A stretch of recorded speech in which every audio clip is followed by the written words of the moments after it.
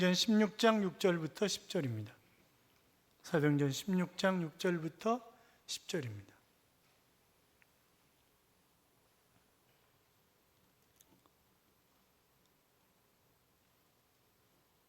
교도하겠습니다. 제가 6절 있습니다. 성령이 아시아에서 말씀을 전하지 못하게 하시거늘 그들이 부르기아와 갈라디아 땅으로 다녀가 무시아 앞에 이르러 비두니아로 가고자 했으되 예수의 영이 허락하지. 무시아를 지나 드로아로 내려갔는데 밤에 환상이 바울에게 보이니 마게도냐 사람 하나가 서서 그에게 청하여 이르되 마게도냐로 건너와서 우리를 도우라. 같이요. 바울이 그 환상을 보았을 때 우리가 곧 마게도냐로 떠나기를 힘쓰니 이는 하나님이 저 사람들에게 복음을 전하라고 우리를 부르신 줄로 인정함이로라. 아멘. 같이 인사하겠습니다. 주의 이름으로 잘 될 것입니다. 더 잘 될 것입니다. 끝없이 잘 될 것입니다. 예배 자리에 함께 하신 여러분, 이 한 주간도 하나님 동행하심으로 잘 되는 행복한 한 주간의 삶이 될 줄로 믿습니다. 미국의 어느 부부가 사업을 하다가 실패를 했어요. 그래가지고 결국 이제 다 정리하고 마을을 떠나야 되는 거죠. 그 정리를 하다 보니까 우리나라 돈으로 한 2천만 원 정도 남았대요. 근데 거기서 또 11조를 떼어가지고 또 헌금을 하는 거야. 그리고 이제 마지막 교회에서 예배를 드리고 다른 마을로 이사를 가야 되니까 예배를 드리는데 목사님이 오병이어의 기적에 관한 설교를 하시는 거예요. 어린아이가 하나 바친 도시락 그것 때문에 놀라운 역사가, 굉장히 큰 감동을 받았어요. 그래서 또 몽땅 다 드렸어 그거를. 그런데 누가 이사 가지 말고 그냥 여기서 살으라고 그래서 집을 내줬어요. 그런데 한 친구가 앞으로 어떻게 먹고 살려고 그러냐고, 내가 돈을 줄 테니까 사막 옆에 땅을 좀 사가지고 거기다 채소를 키워서 채소를 팔아서 먹고 살면 안 되겠냐 이러면서 돈을 대주겠다는 거예요. 가끔 보면 괜찮은 사람들 있잖아요. 저도 제가 거검도에 이제 그 땅이 4사람 이름으로 되어 있기 때문에 분할 측량하느라고 내려갔어요. 그런데 제가 온다는 이야기를 들었는지 제자 가운데 한 사람이 식당을 운영하는 사람이 있어요. 그러니까 사모님이 운영하는 거죠. 오리구이 집을 운영을 하는데 제발 식사를 좀 하고 가시라는 거예요. 그래가지고 점심때 식사를 먹었어요. 거기서 밥을 먹었는데 이런저런 얘기를 하면서 자기가 정말 힘든데 뭐 시골에 개척했으니까 얼마나 힘들겠어요. 그런데 자기 동기가 돈을 대주면서 가게 얻어주고 모든 식당 주방 도구 다 사주고 그러면서 식당을 한번 운영해보라고. 그럼 사모님이 운영하시면 되지 않냐고. 운영해서 돈을 벌면 갚고 돈을 못 벌면 그냥 그걸로 그냥 끝내자고. 그런 사람도 있더라고요. 그 괜찮은 사람이 있어요. 그러니까 이 괜찮은 친구였지. 그래서 땅을 샀어요. 그래서 이제 그 채소 농사를 짓고 이러면서 어쩌다 땅을 팠는데 물이 콱 솟아나오는 거예요. 그게 온천수였어요. 대박 난 거죠. 그래가지고 땅을 어마어마한 돈으로 받고 팔아가지고 갑부가 된 거예요. 남이 갑부가 됐다니까 기분이 더 별로 안 좋구나. 거기가 어디냐? 팜스프링이에요. 거기가 팜스프링. 여러분, 우리가 하다 보면 실패할 수 있고 실수할 수 있고 길이 막힐 수도 있고 일이 잘 안 풀릴 때가 있어요. 그러나 그때 우리가 하나님을 더 의지하고 하나님 앞에 매달리면 그 하나님이 우리에게 길을 보여주실 줄로 믿습니다. 그러니까 하나님 의지하고 하는 거예요. 우리는 오늘 본문이 그런 얘기를 아주 잘 보여주고 있는 그런 본문이에요. 자, 6절 7절 봐요. 같이 읽어요. 성령이 아시아에서 말씀을 전하지 못하게 하시거늘 그들이 부르기아와 갈라디아 땅으로 다녀가 무시아 앞에 이르러 비두니아로 가고자 했으되 예수의 영이 허락하지 아니하시는지라. 아멘. 자, 바울은 지금 제2차 선교 여행을 1차 선교 여행하고 돌아와서 안디옥 교회에서 선교 보고를 했어요. 교인들이 굉장히 기뻐하고 하나님을 찬양하고 그랬어요. 그리고 이제 2차 선교 여행을 떠나려고 하는 거예요. 그런데 예수의 영이 허락지 아니하시는 자, 성령이 막았다는 거예요. 그쪽으로 가지 말라고. 여기 나오는 아시아는 우리가 사는 아시아를 얘기하는 게 아니에요. 이 튀르키예의 서쪽이, 그러니까 지중해 연안이 아시아야. 그리고 중부 지역이 갈라디아야.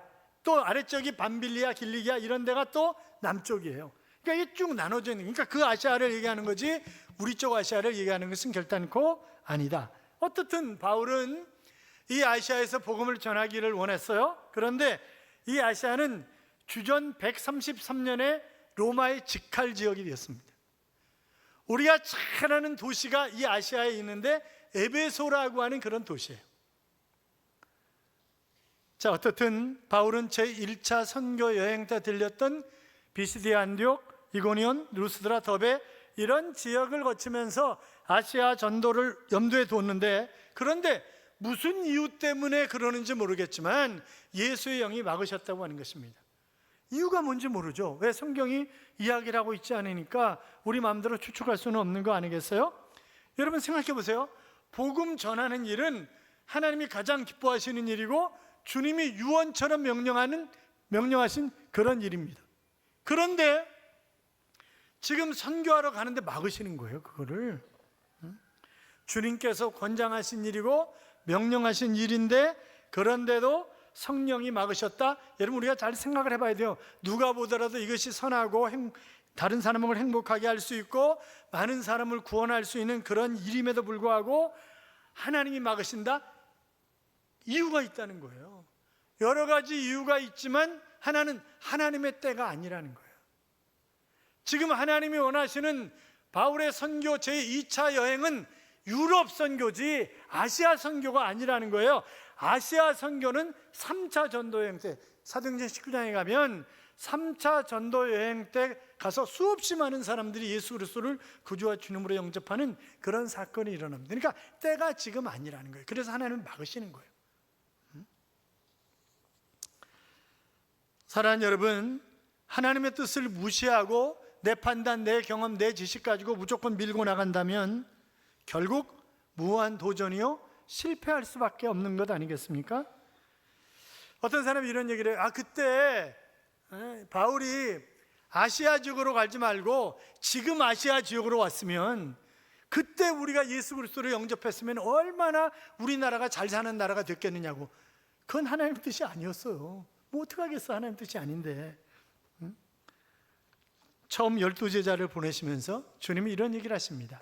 마태복음 10장 5절에 보시면 예수께서 이 12를 내어 보내시며 명하여 가라사대 이방인의 길로도 가지 말고 사마리아인의 고을로도 가지 말고 차라리 이스라엘 집에 잃어버린 양에게로 가라, 이렇게 말씀하셨어요. 그러니까 그 당시에 마태복음이 기록될 당시에 지금 주님이 원하시는 건 뭐예요? 이방인 선교가 아니라는 거예요. 유대인 선교라는 거예요. 그런데 나중에 예수님이 부활하시고 나서 뭐라고 그러셨어요? 오직 성령이 너희에게 임하시면 너희가 권능을 받고 예루살렘과 온 유대와 사마리아 땅 끝까지 이르러 내 증인이 되리라 하시니라. 그러니까 이제 뭐예요? 길이 넓혀진 거예요. 전도의 지경을 넓혀주신 거예요. 그래서 지금 이제 동양 선교에서 서양 선교로 옮겨가는 거예요.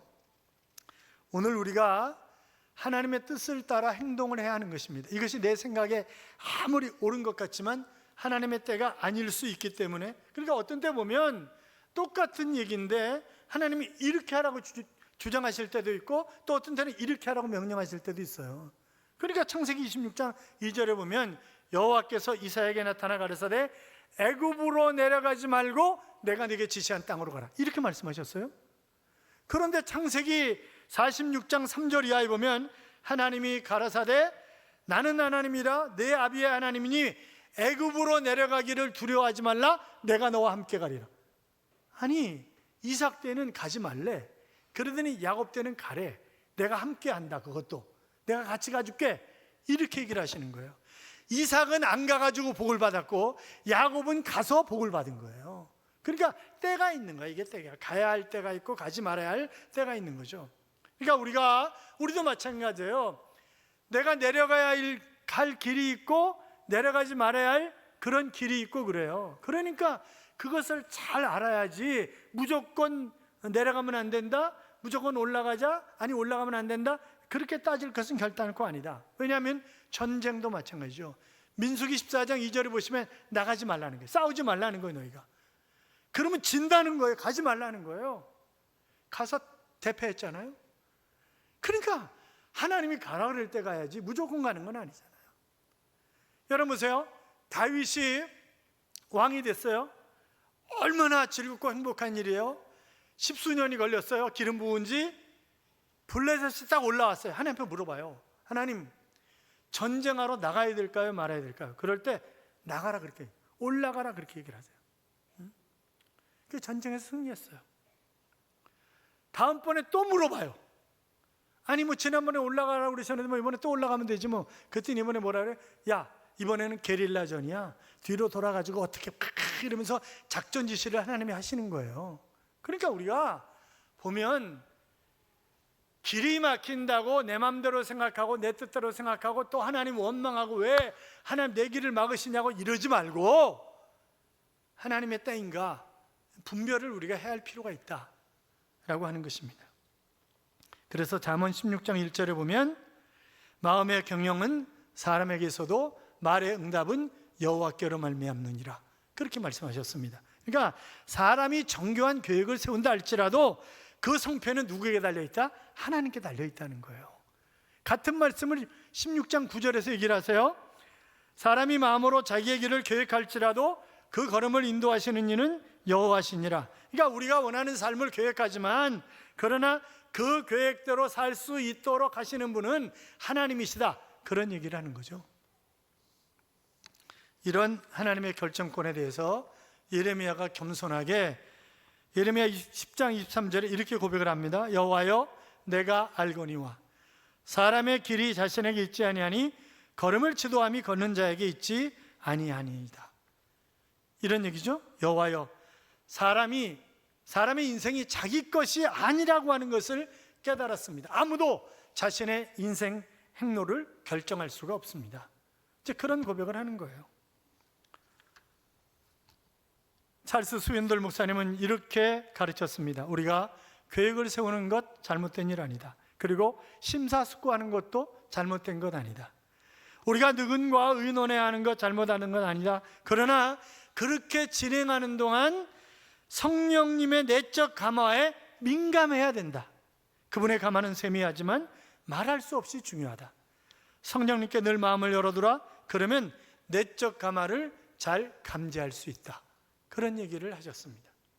그러니까 성령이 어떤 것을 요구하시는가 거기에 우리가 민감을 하면 어떻게 돼요? 성령 충만해야 되는 거지. 그렇지 않으면 민감할 수가 없는 거잖아요. 자, 어떻든 바울 일행이 아시아 지역에서 복음을 전할 계획을 세웠지만 하나님은 트셨다. 자, 9절 10절 봐요. 9절 10절 같이 읽어요. 밤에 환상이 바울에게 보이니 마게도냐 사람 하나가 서서 그에게 청하여 이르되 마게도냐로 건너와서 우리를 도우라 하거늘 바울이 그 환상을 보았을 때 우리가 곧 마게도냐로 떠나기를 힘쓰니 이는 하나님이 저 사람들에게 복음을 전하라고 우리를 부르신 줄로 인정함이로라. 아멘. 우리가 얘기하는 마케도니아 환상이죠. 여러분, 나를 향한 하나님의 복이 얼마든지 내가 계획하고 있는 것과 상관없이 하나님이 트셔서 더 좋은 것으로 최선의 것으로 준비하실 수 있다고 하는 것입니다. 바울은 선교 사역에 있어서 소아시아의 중서부 도시인 갈라디아에 계속 머물러 있기를 원했습니다. 왜냐하면 몸이 약했어요.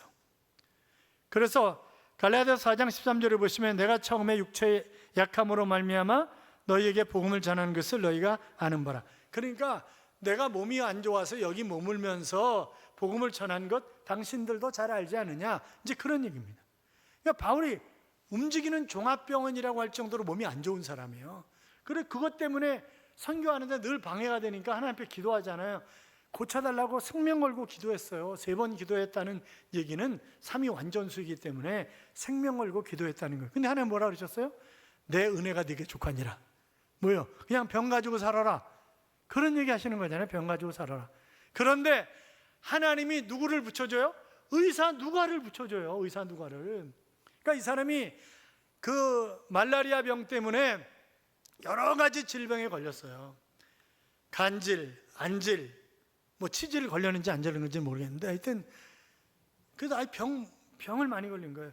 우리가 왜 성경에 그가 간질 걸렸다 그런 얘기는 없지만, 간질이라고 추측하는 것은 여러분에게 여러 차례 말씀드렸잖아요. 옛날에 우리 어렸을 때는 길 가다가 간질 환자 많았어요.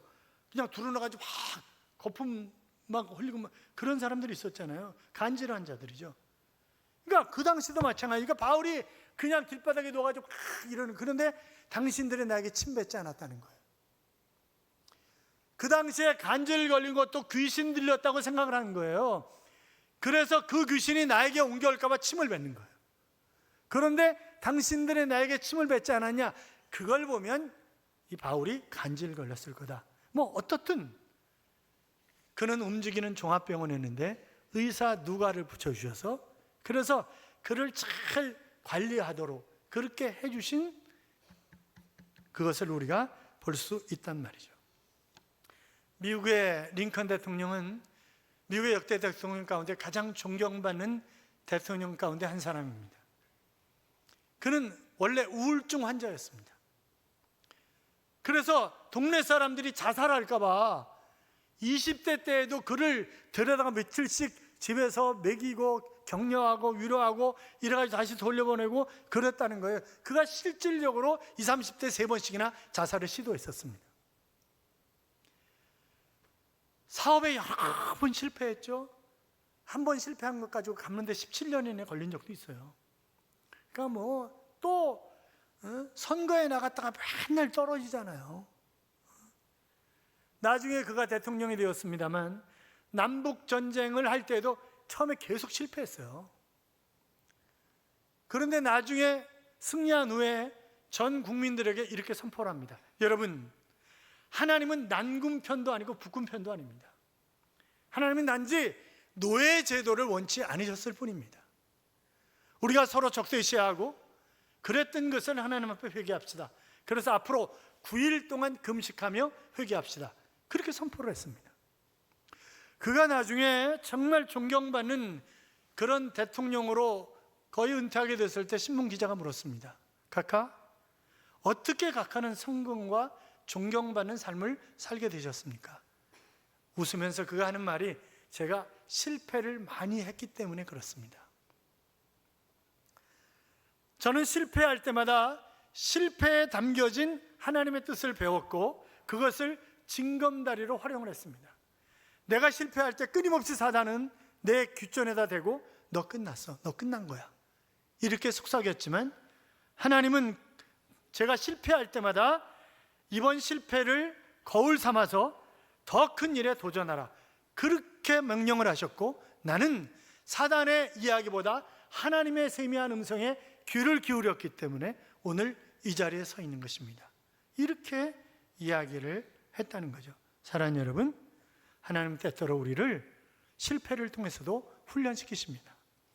때로 우리의 길이 막힐 때 내 연약한 부분을 하나님이 다루시고 계시는구나, 나를 더 잘되게 최선의 길을 열어주시고 준비하시는구나, 나를 깨우쳐 주시는구나, 그렇게 생각해야 합니다. 잠언 3장 6절에 보시면 너는 범사의 그를 인정하라, 그리하면 내 길을 지도하리라, 그렇게 말씀하셨습니다. 뿐만이 아니라 하나님은 더 큰 비전을 우리에게 주시는 것입니다. 선교가 힘들다 보니까 바울의 선교 전략이 소극적으로 바뀌었어요. 튀르키예 서북쪽으로 행하는 것입니다. 비두니아로 가려고 했던 것은 그것이 바로 로마 통치의 관할 영역에서 벗어난 곳이에요. 그러니까 인간적으로 어떤 생각해 보면 바울이 혹시 이런 생각을 할 거 아닙니까? 좀 더 편하게, 좀 더 쉽게, 간섭받지 않고 내가 선교해야 되겠다, 이런 생각을 한 것은 아닐까, 그렇게도 우리가 생각해 볼 수 있는 거죠. 그런데 그가 추진하고 있는 일을 하나님의 영이 막으셨습니다. 그래서 어쩔 수 없이 튀르키예의 서쪽 변방 도시인 트로이로 갑니다. 여러분, 트로이가 주전 1250년에 트로이 목마의 신화를 여러분 기억하고 계시죠? 요충 도시예요. 그때 하나님은 바울에게 환상을 보여주셨습니다. 그리고 이제는 개인 중심의 비전을 내려놓고 이제 하나님 주시는 비전을 가지고 그가 유럽 선교를 하라는 거예요. 그래서 빌립보로 가는 거잖아요. 사랑하는 여러분, 그 역사학자인 토인비는 이런 얘기를 했습니다. 바울이 동양의 트로이에서 서양의 빌립보로 건너간 것은 유럽과 서구 문명사의 변곡점을 이루는 중요한 역사적 사건이다 하는 그런 이야기를 했습니다. 토인비가 해석한 것처럼 사도 바울이 이날 밤의 환송을 보고 유럽의 관문 도시인 빌립보로 건너간 것은 굉장히 큰 의미를 띠고 있는 것입니다. 여러분, 빌립보는 로마에서 떨어진 로마예요. 그러니까 로마와 똑같은 제2의 로마라고 하는 거예요. 옛날 알렉산더 대왕이 바로 동양과 서양을 하나로 묶기 위해서 빌립보를 정복하고 난 후에 그 도시의 이름을 자기 이름을 따서 빌립보라고 한 것입니다. 그러니까 얼마나 중요하게 생각하는 거예요, 그 도시를. 그런데 하나님이 바로 이 트로이에서 환상을 보게 하셔가지고 빌립보로 건너가게. 그러니까 하나님은 지금도 우리에게 때에 따라서 환상도 주실 수 있습니다. 꿈을 통해서도 역사하실 수 있습니다. 자연환경을 통해서, 아니면 예수 믿지 않는 사람을 통해서도 나에게 교훈을 주실 수 있어요, 얼마든지. 그러나 거의 그렇지 않아요. 지금은 이게 완성됐잖아요, 성경이. 그러니까 그럴 수도 있지만, 그럴 때는 언제 알아 그랬어요? 내가 극한 상황에 처해 있을 때, 내가 뭐 죽을 병에 걸렸다든지, 아니면 하나님을 간섭하지 않으시면 이게 얘기가 안 되는 문제라든지, 그럴 때 이제 아무 때나 아무 때나 그냥 하나님이 뭐 꿈으로 환상으로 얘기하시는 건 결단코 아니에요. 그러니까 뭐 그냥 제가 지난번에도 말씀드렸죠. 과일 가게 앞에 가서 하나님 딸기 살까요? 포도 살까요? 그리고 그러지 말라고요. 절대 하나님 그런 거 안 가르쳐 주세요. 여러분 보세요. 리빙스턴은 원래 중국 선교를 하려고 했던 사람입니다. 그런데 하나님이 방향을 트셔서 아프리카 선교의 대부가 되게 하셨습니다. 윌리엄 캐리는 남태평양 섬들을 선교하려고 꿈꿨던 사람입니다. 그런데 그를 인도 선교의 시조가 되게 하셨습니다. 아도니람 저두스는 인도로 갈 계획이었지만, 그러나 하나님은 그를 미얀마 선교사로 쓰셨습니다.